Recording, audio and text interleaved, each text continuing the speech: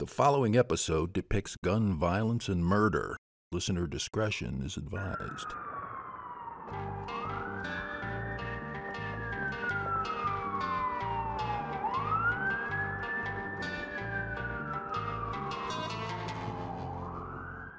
It's been 10 years since Nathan Otero was found shot dead near the Indian Lake Park beach area at the end of Clason Road.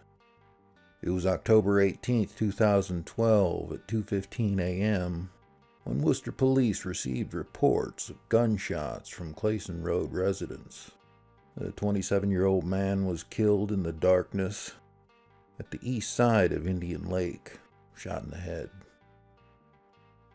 Neighbors could hear the gunshots but didn't see a suspect. And it was so dark, they couldn't see Nathan's body lying in the road. When they did call police, a neighbor didn't call 911. Instead, they called the direct line to the police department, reporting a possible gunshot, asking police to come check it out. They had no idea what happened or where it happened. The pitch black of Clason Road beach area, an unknowing accessory in Nathan's murder.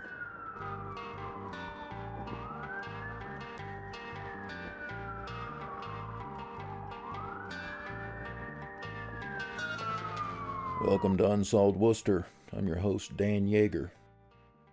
In today's episode of Unsolved Worcester, we take a close look at the unsolved murder of Nathan Otero in late October 2012. And the unique neighborhood off West Boylston Drive where Nathan was killed. This episode will be different from others we release. We will be taking an in-depth look at what was happening in this Indian Lake neighborhood before and after Nathan's death, and the unfortunate events that played out in 2012. Unsolved Worcester takes a deep dive every Tuesday and Thursday into unsolved murders and missing persons cases under investigation by the Worcester Police Department's Detective Unit.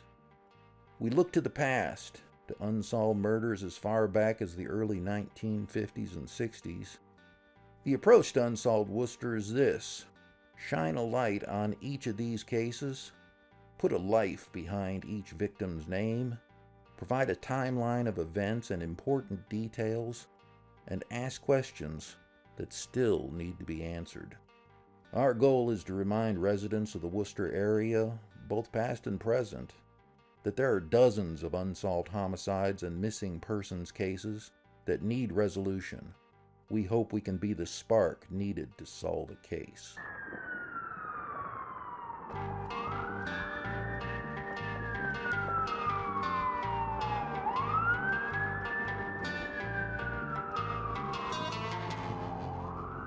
Less than a week after Nathan's death, the Worcester City Council took up measures to have streetlights installed at the end of Clason Road.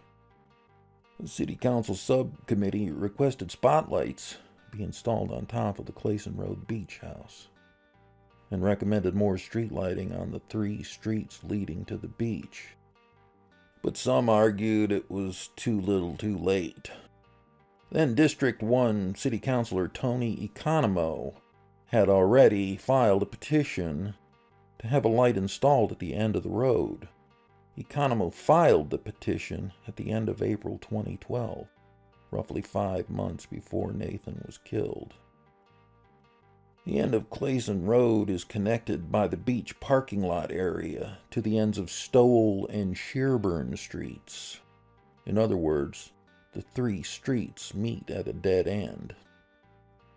At the other end of these streets is West Boylston Drive, in the shadows of Interstate 190, and an I-190 off-ramp, creating a blockade from the rest of the city. Clason Road Beach, or Indian Lake Beach, is a small public beach. It's only open 3 months out of the year. As one resident put it, during the long off-season, the beach parking lot and the park area attracted troublemakers. In 2012, Neighbors made dozens of reports and complaints to the Worcester Police of drug dealing, vandalism, and other illegal activity. According to data from the Worcester Police Department, from early 2012 up until the night Nathan was killed, and several days following his murder, police responded to nearly 750 incidents in the area of Clason Road and the Indian Lake Park and the nearby neighborhoods surrounding the lake. That's an average of more than 2 incidents per day over 8 months needing police involvement. Roughly half of the calls received over that period were for non-domestic crimes, including multiple assault and battery incidents, and violations of public order, counting nearly 150 incidents of disorderly conduct, fights, trespassing, gunshots, illegal carrying of firearms, drugs, and prostitution. And even more breaking and entering into homes, possessions stolen from vehicles, and more than 20 reports made by neighborhood residents of suspicious persons or vehicles.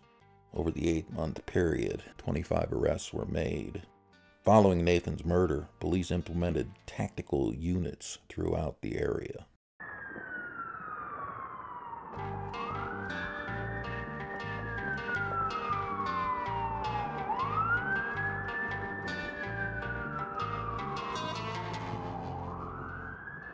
Nathan's older sister, Phoebe Gonzalez, spoke to the city council the week after Nathan's murder, openly wondering if a streetlight could have, at the very least, given a neighbor the opportunity to identify Nathan's killer, or the vehicle the killer drove away in.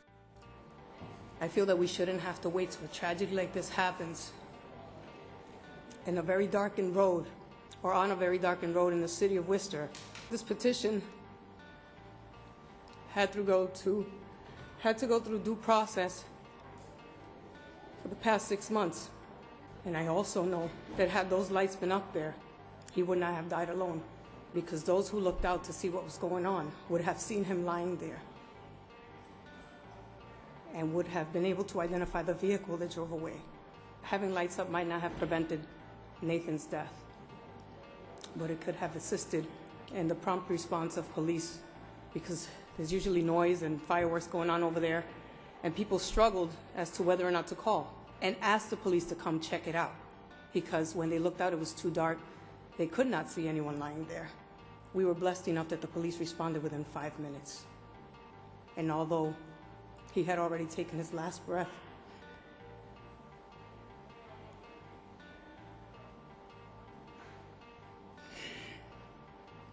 I feel that his last breath could have been taken by one of the neighbors by his side,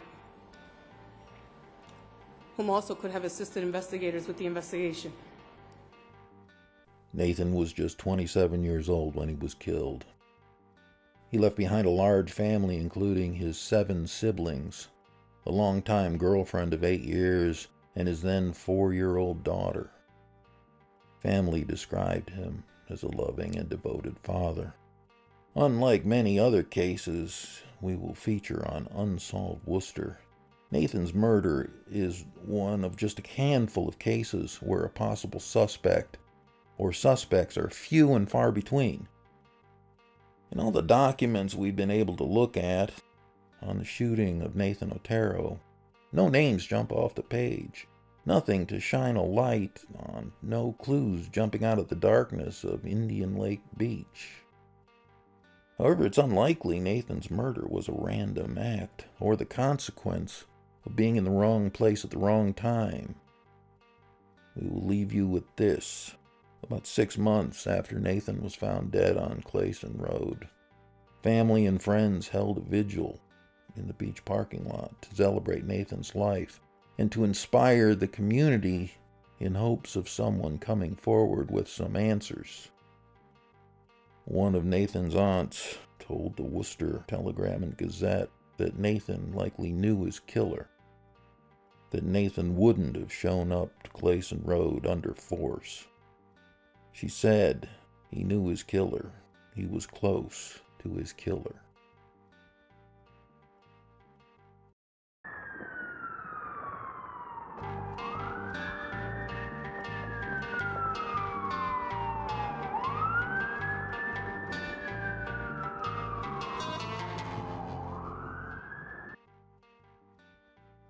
Thank you for listening. Anyone with information about the murder of Nathan Otero are asked to contact the Worcester Police Detective Bureau at 508-799-8651 or send an anonymous text to 274-637. Write TIPWPD and your message, or send an anonymous web-based message at worcesterma.gov/police. I'm Dan Yeager. Come back next time when we discuss the unsolved murder of 21-year-old John Volungus on February 3rd, 1992. Be sure to visit Unsolved Worcester on Facebook, Twitter, and Instagram at Unsolved Worcester. Listen to all episodes for free at unsolvedworcester.com and podcast streaming platforms including Spotify, iTunes, and more. Special thanks to Harvest Design in Northborough, the extensive research provided by Alex London and the Worcester Public Library, the Worcester Police Department, the City of Worcester, Ron Scott at New England Sky Picks, and our sponsors for making this possible. The Unsolved Worcester podcast music is provided by Tom Lebelzik of the Worcester Jazz Collective. This episode of Unsolved Worcester is written and produced by Pat Sargent. Drone footage provided by New England Sky Picks. Videography and editing by Colin Turner. Victim images are courtesy of the Worcester Police Department. Sponsorship information announcer is Chandler Walsh. Unsolved Worcester website and logo art by Harvest Design. Visit harvest-design.com. Be sure to check out the video for this episode with exclusive aerial views and more on our Unsolved Worcester YouTube page. And don't forget to hit that subscribe button.